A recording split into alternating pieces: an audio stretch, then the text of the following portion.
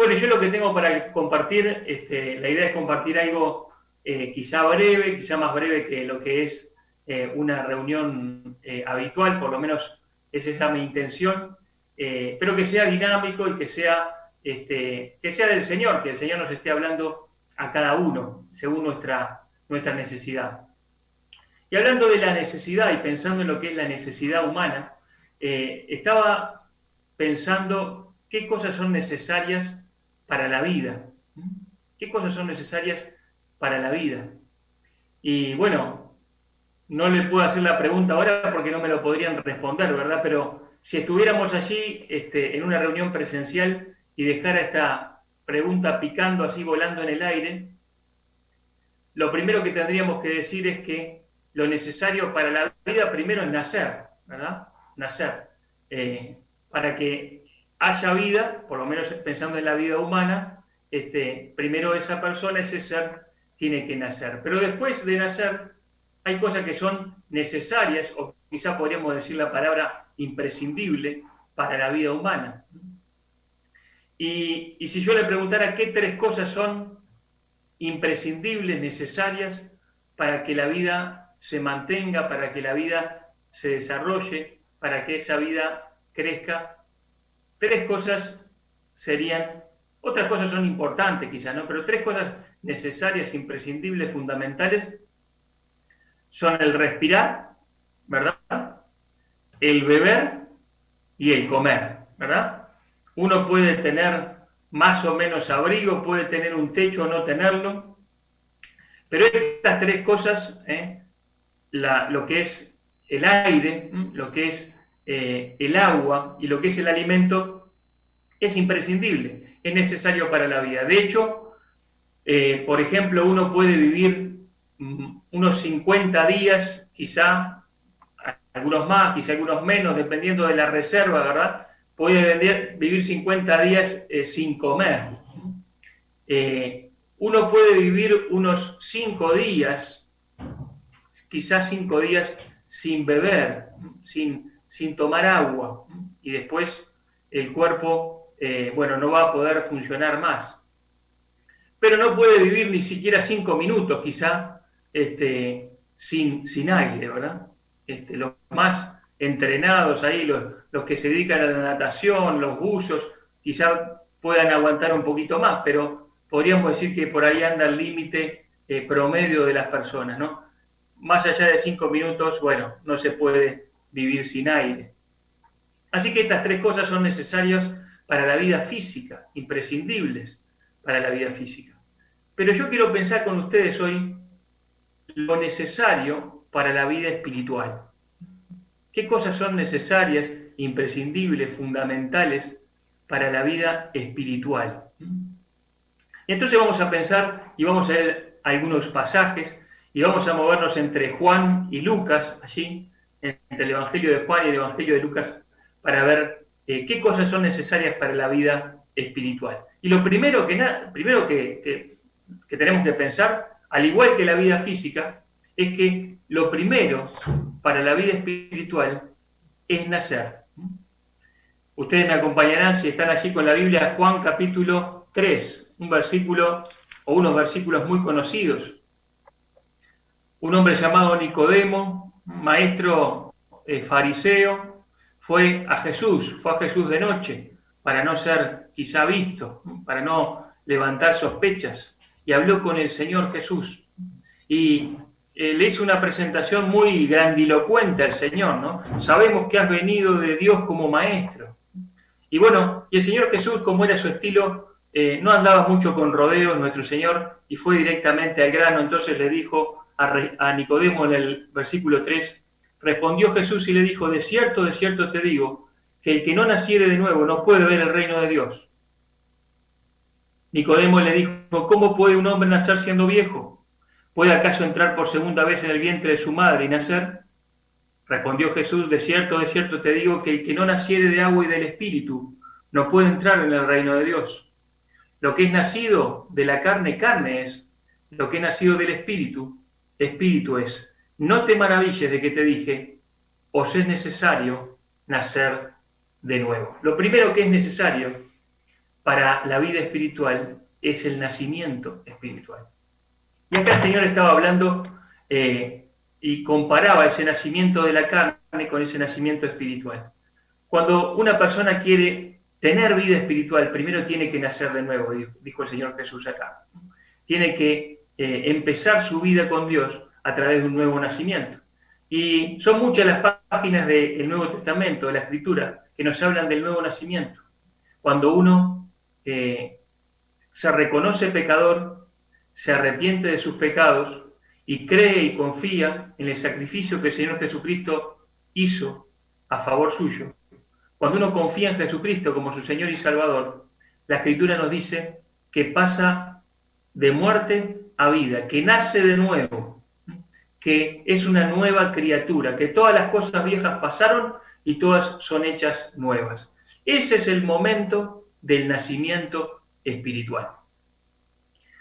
Y primero que nada me gustaría preguntarte, si tú nos estás viendo por el medio que sea, si tú has nacido de nuevo, si tú has experimentado el nacimiento espiritual.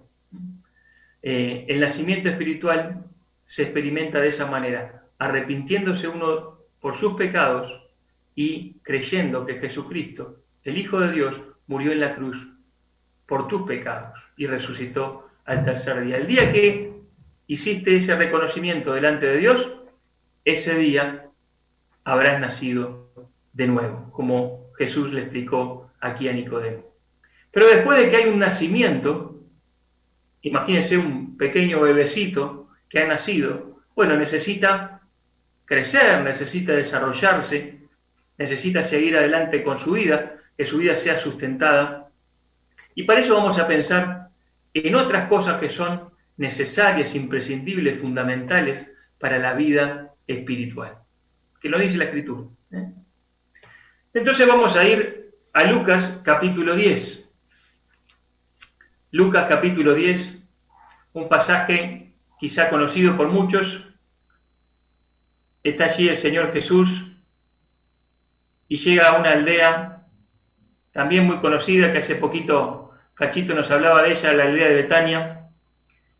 Lucas capítulo 10, versículo 38 dice: aconteció que yendo de camino, entró en una aldea, y una mujer llamada Marta le recibió en su casa. Esta tenía una hermana que se llamaba María, la cual sentándose a los pies de Jesús oía su palabra. Pero Marta se preocupaba con muchos quehaceres y acercándose dijo: Señor, ¿no te da cuidado que mi hermana me deje servir sola? Dile pues que me ayude. Respondiendo Jesús le dijo: Marta, Marta, afanada y turbada estás con muchas cosas, pero solo una cosa es necesaria, y María ha escogido la buena parte, la cual no le será quitada. Solo una cosa es necesaria, dice allí el versículo 42. Estaba entonces el Señor Jesús entrando en esta aldea y en esta casa de estos amigos, Lázaro, Marta, María, y Marta estaba muy, muy agobiada por la tarea. Se ve que era una de esas mujeres muy preocupadas por la limpieza de la casa, y allí empezó a barrer, me imagino, a acomodar todo porque venía el Señor, y estaba muy atareada. Pero María, su hermana, había decidido dedicarse a lo más importante, a lo más necesario. Y sentada ahí a los pies del Señor Jesús, oía su palabra. Aprovechó ese tiempo para estar en comunión con Él, en comunión con Cristo, en comunión con Dios.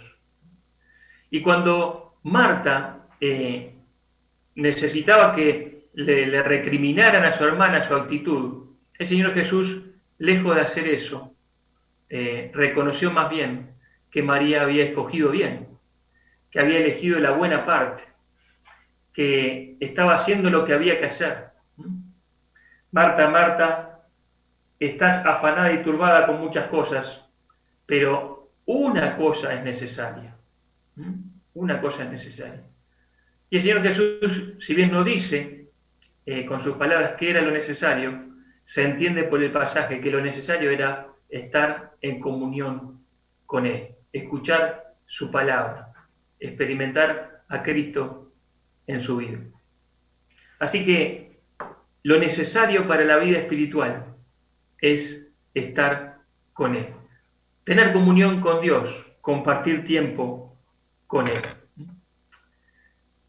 Y me gustaría preguntarte, hermano, hermana, si tenés en cuenta en tu vida que estar en comunión con Dios es como respirar para nosotros. Decíamos que el que no respira, por pocos minutos va a poder no respirar. Ahora, en la vida espiritual, si nosotros no tenemos comunión con Dios, si no buscamos al Señor en oración, en comunión íntima con Él, nuestra vida se va a ir apagando y más que vivir vamos a estar apenas sobreviviendo. Saben, hace mucho tiempo estar en comunión en la misma presencia de Dios era muy difícil.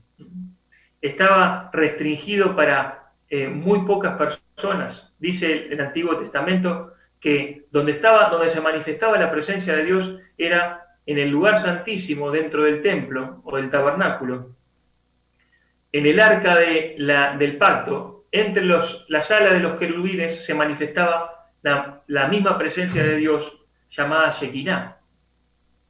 Pero a ese lugar tan especial solamente podía entrar una persona, el sumo sacerdote, y solamente una vez al año.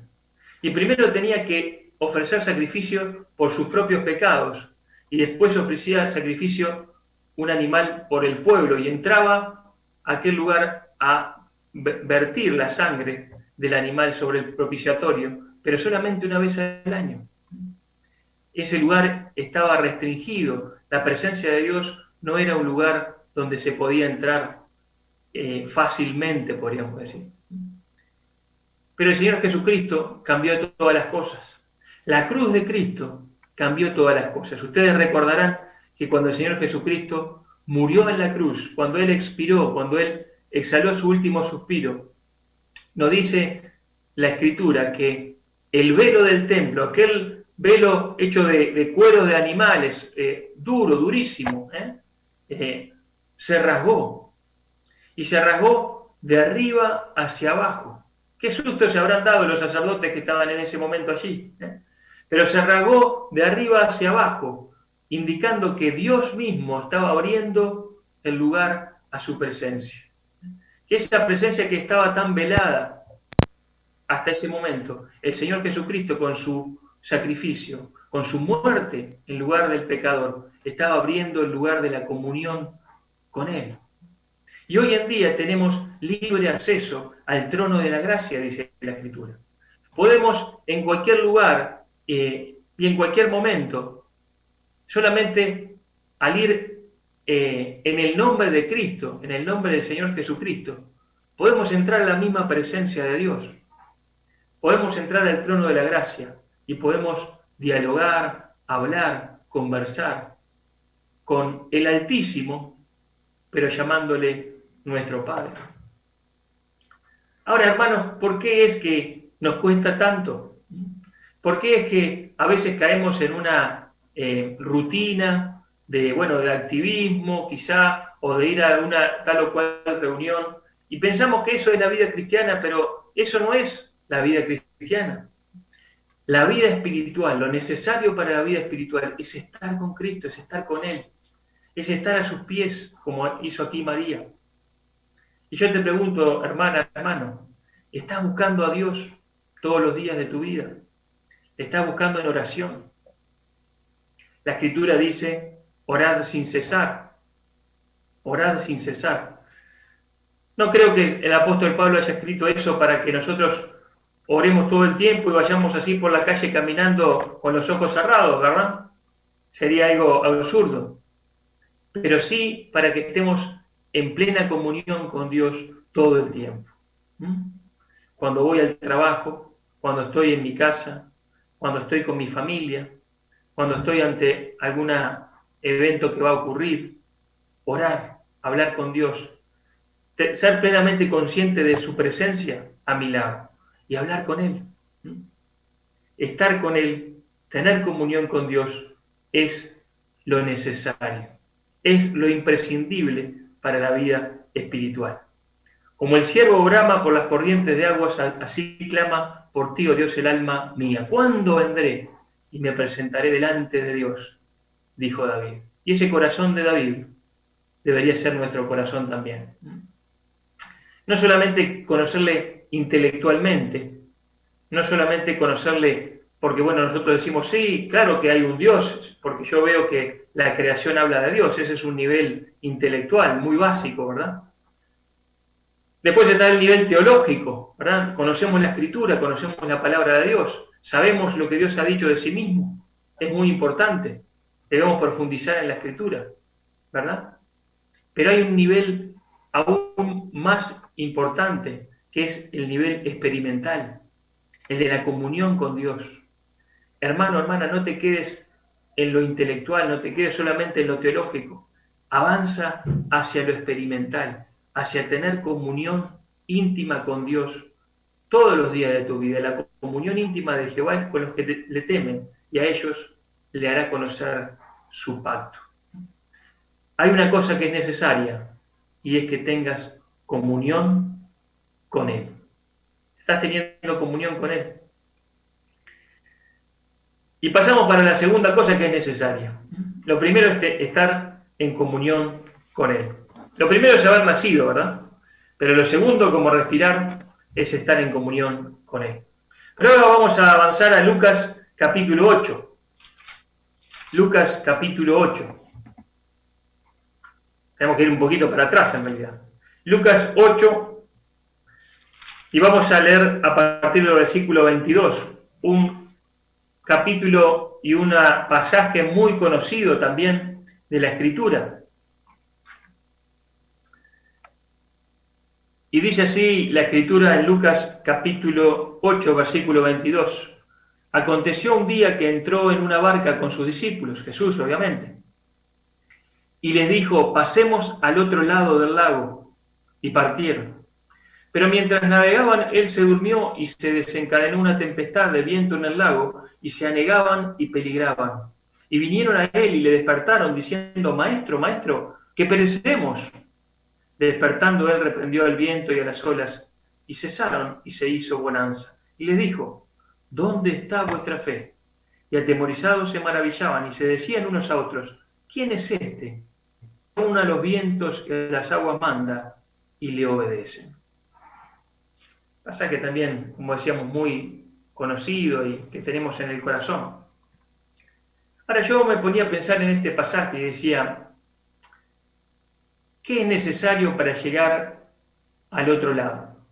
¿Qué es necesario para navegar y llegar al otro lado, al otro puerto?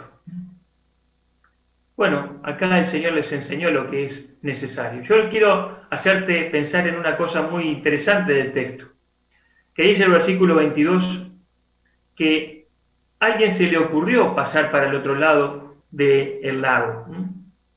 Ese lago que es un gran mar, es bastante grande, inmenso, ¿verdad? Tanto que se pueden levantar este tipo de tormentas. Y sí, el que tuvo la idea de pasar al otro lado del lago fue el Señor Jesucristo. No se le ocurrió a ninguno de los discípulos, fue el Señor Jesucristo. O sea que esos discípulos que, obedeciendo la voz de Dios, zarparon y empezaron a enfilar hacia el otro lado, estaban haciendo no otra cosa que obedeciendo la voz del Señor Jesús. Pero mientras estaban navegando, se levantó una gran tempestad de viento en el lago y anegaban y peligraban. Saben, hace algunos días fuimos, hace un par de semanas fuimos a Villa del Carmen, y mientras íbamos en la ruta se levantó una gran tormenta. Y resulta que uno se iba metiendo en ese lugar medio negro, ¿verdad? Esas nubes negras, y la verdad que me metía bastante miedo eso, ¿verdad? Pero cuando pasamos y entramos directamente a la tormenta, era tan intensa la lluvia que tuvimos que parar a un costado del camino y esperar, porque era imposible seguir adelante y había mucho viento. Ahora, todos aquellos que han estado en una tempestad, en una tormenta, en medio del agua, saben que todo eso se multiplica, vaya a saber por cuánto. Y estos hombres estaban en una tempestad, en una tormenta, en medio de un gran lago, y en una barca, en un botecito muy pequeño. Y de hecho se anegaban, entraba agua dentro del bote y peligraba su vida. ¿Y no es cierto, hermanos, que a veces puede pasar esto con nuestra vida? Siguiendo la voz de Dios y siguiendo lo que el Señor Jesús nos dice que hagamos, estamos yendo en determinada dirección, estamos yendo en determinado camino. Pero en medio de ese camino y en medio de esa obediencia se levanta una gran tempestad, se levanta una tormenta inesperada y parece que todo termina. Parece que estamos en nuestro fin. No, vamos a peligrar, no solo a peligrar, sino que vamos a morir. ¿Y cómo es posible que haciendo la voluntad de Dios y haciendo lo que Dios nos dice y haciendo lo que el Señor Jesús nos mandó, en este momento estemos así? Bueno, ¿a alguien se le puede ocurrir que el Señor Jesús no sabía que esta tormenta se iba a levantar? Si fue él mismo el que tuvo la idea de cruzar al otro lado del lago. Pero el Señor Jesús, agotado en su humanidad, por todo el trajín de aquel día, dormía a pesar del bullicio. Y lo fueron a despertar. Maestro, maestro, morimos. Le fueron a recriminar un poco al Señor, hace algo. Y despertando el Señor, dice que reprendió el viento y a las olas y cesaron, y se hizo bonanza. El Señor Jesús, sin ningún tipo de esfuerzo, calmó aquella tormenta y calmó totalmente lo que estaba pasando en aquel lugar y en aquel momento.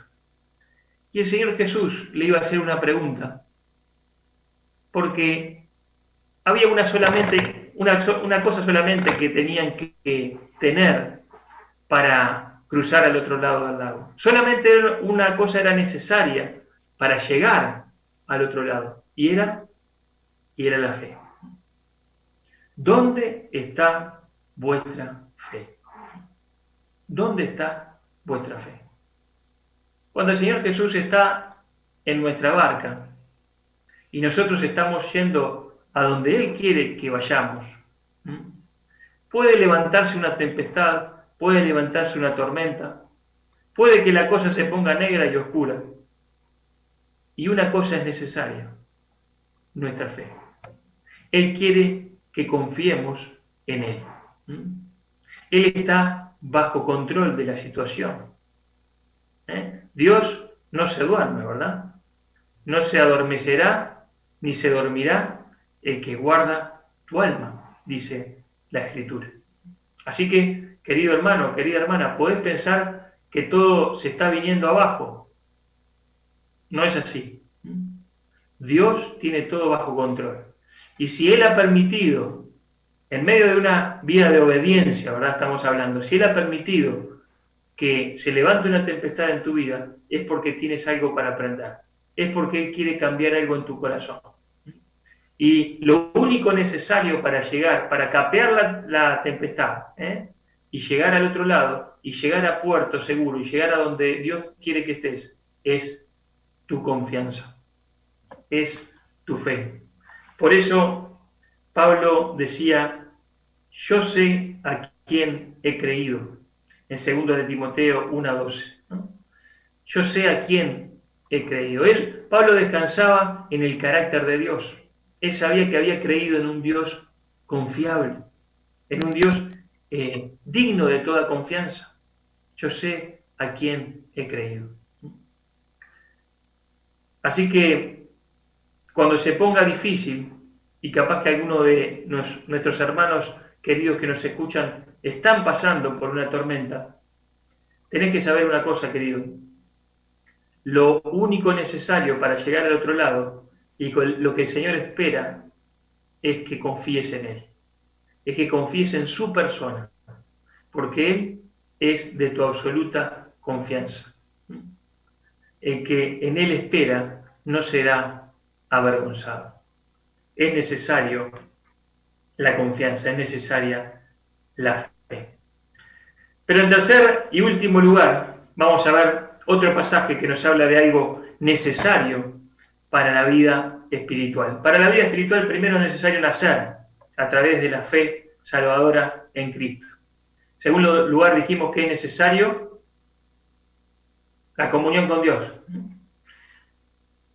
Creer, no solamente creer, sino confiar en Él y estar con Él, compartir tiempo con Él. Todos los días de nuestra vida, buscarle a Él. La comunión con Dios es necesaria. Solo una cosa es necesaria, le dijo Jesús a Marta. Pero ahora vimos que también es necesario para las tormentas de la vida y para poder atravesar esa tormenta, la fe, la confianza en un Dios que nos ama, que es nuestro Padre, que sabe de qué tenemos necesidad y que tiene cuidado de nosotros. La confianza es necesaria. Pero en tercer y último lugar, quería ver con ustedes Juan capítulo 3. Vamos a volver allí a Juan capítulo 3. Juan capítulo 3. A partir del versículo 25. Dice así la Escritura. Estaba Juan el Bautista terminando, podríamos decir, su ministerio público. Y Juan tenía discípulos que se habían ido en su mayoría con Jesús, porque el mismo Juan había dado testimonio. He aquí el Cordero de Dios, el que quita el pecado del mundo, y allí se fueron. Juan había dicho, yo no soy el Mesías, yo no soy el Cristo, yo vengo a anunciar la llegada del Cristo. Yo no soy digno de desatar la correa del calzado. Y dice el versículo 25, entonces hubo discusión entre los discípulos de Juan y los judíos acerca de la purificación, y vinieron a Juan y le dijeron, Rabí, o sea, maestro, mira que el que estaba contigo al otro lado del Jordán, de quien tú diste testimonio, bautiza, y todos vienen a él. Respondió Juan y dijo, no puede el hombre recibir nada si no le fuere dado del cielo. Vosotros mismos me sois testigos de que dije yo no soy el Cristo, sino que soy enviado delante de él. El que tiene la esposa es el esposo, mas el amigo del esposo, que está a su lado y le oye, se goza grandemente de la voz del esposo. Así pues, mi gozo está cumplido. Es necesario que él crezca, pero que yo mengue. Es necesario que él crezca, pero que yo mengue. Qué frase, ¿verdad? Aquí vinieron a decirle a Juan el Bautista, mirá Juan, el Señor Jesús tiene más seguidores de vos que vos, ¿no? Tiene más likes, tiene más seguidores de acá, de allá. Las redes explotan tras de él, ¿no? Parafraseándolo hacia la modernidad, ¿no? Como diciendo, hace algo porque el negocio se te está terminando, todos se van tras él y vos te vas a quedar solo. Y no entendían quién era Juan y el nivel de entendimiento y de comprensión que tenía Juan de la misión que él estaba cumpliendo. Y Juan en definitiva le dijo, esa es la voluntad de Dios y yo estoy acá para cumplir con mi misión. Era necesario en el plan de Dios que después de que el heraldo del rey, aquel que anunciaba su llegada, lo había anunciado y ya había llegado el rey, ya había llegado el Mesías, era necesario que aquel mensajero enviado delante de su faz fuese menguando, desapareciendo de la escena hasta no estar más. Y Juan era totalmente consciente de eso. Así que Juan no tenía celos ministeriales, podríamos decir, sino que al contrario, él decía, he cumplido con mi tarea, he cumplido con lo que Dios me encargó. Es necesario que Él crezca y que yo mengüe. Y esto que era necesario para la obra y para el plan de Dios, y que Juan lo cumplió a la perfección, queridos, es necesario también para nuestra vida espiritual. Es necesario para que la obra de Dios se siga desarrollando en tu vida y en mi vida. Es necesario que Él crezca y que yo mengüe. Es necesario que Él crezca en tu vida y que tú mengues. Y esto no es una idea nueva, no es una idea difícil de entender o que uno esté trayendo este pasaje medio retorcido, ¿verdad? Esto es la idea del Nuevo Testamento, queridos. El apóstol Pablo, en Gálatas 2:20, ustedes recuerdan su frase. El apóstol Pablo dice: ya no vivo yo, mas vive Cristo en mí. Con Cristo estoy juntamente crucificado, y ya no vivo yo, mas vive Cristo en mí. Y lo que ahora vivo en la carne, lo vivo en la fe del Hijo de Dios, el cual me amó y se entregó a sí mismo por mí.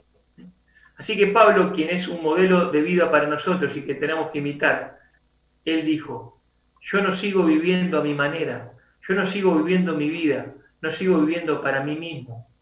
Yo ahora, lo que vivo en la carne, en este cuerpo, lo vivo en la fe del Hijo de Dios. Vive Cristo en mí. Yo ahora vivo no haciendo mi voluntad, no haciendo mis deseos, no cumpliendo con mis pasiones y haciendo lo que a mí me parece, sino haciendo su voluntad, haciendo lo que Él quiere, siguiendo su camino. He menguado y Él ha crecido y sigue creciendo. Y esa era la pasión del apóstol Pablo: conocerle más y dejarse guiar por el Señor Jesús. Y Pablo quería y creía que todo cristiano, y quería que todo cristiano le siguiera en esto. Por eso él decía a los Gálatas: estoy con dolores de parto hasta que Cristo sea formado en ustedes. Y nosotros, queridos, tenemos que saber que es necesario menguar a mí mismo.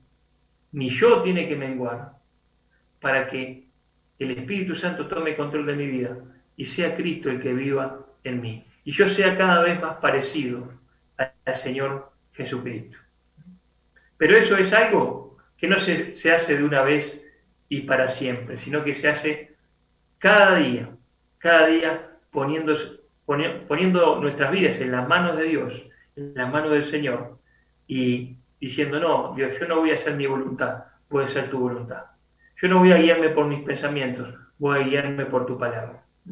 Y dejando que Él crezca para que nosotros mismos menguemos. Y de esa manera, esa vida espiritual, ese Espíritu Santo, tome control de nuestra vida y sea el que nos llene por completo. Así que, hermanos, ¿qué es necesario para la vida espiritual? Bueno, primero que nada, nacer de nuevo. ¿Has creído en el Señor Jesucristo? ¿Has nacido de nuevo? Gloria a Dios. Pero hay cosas que son necesarias para nuestra vida, como respirar, como beber o como comer. Uno es la comunión con Dios. Busca al Señor en oración. Ten comunión con Él. Apasionate por estar con Él y en su presencia.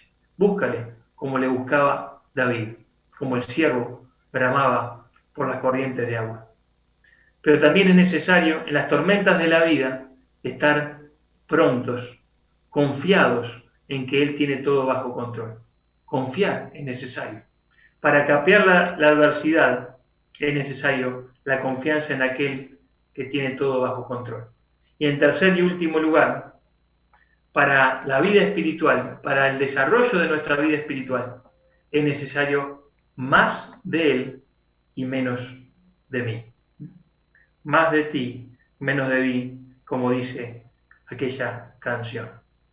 Hermanos, que Dios nos bendiga, que su palabra haga mella en nuestros corazones, siga calando hondo, y que a pesar de este tiempo extraño, este tiempo especial, que cada uno de nosotros pueda seguir creciendo en su vida espiritual.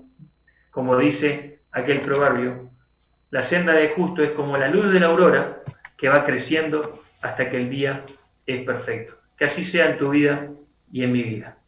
Amén.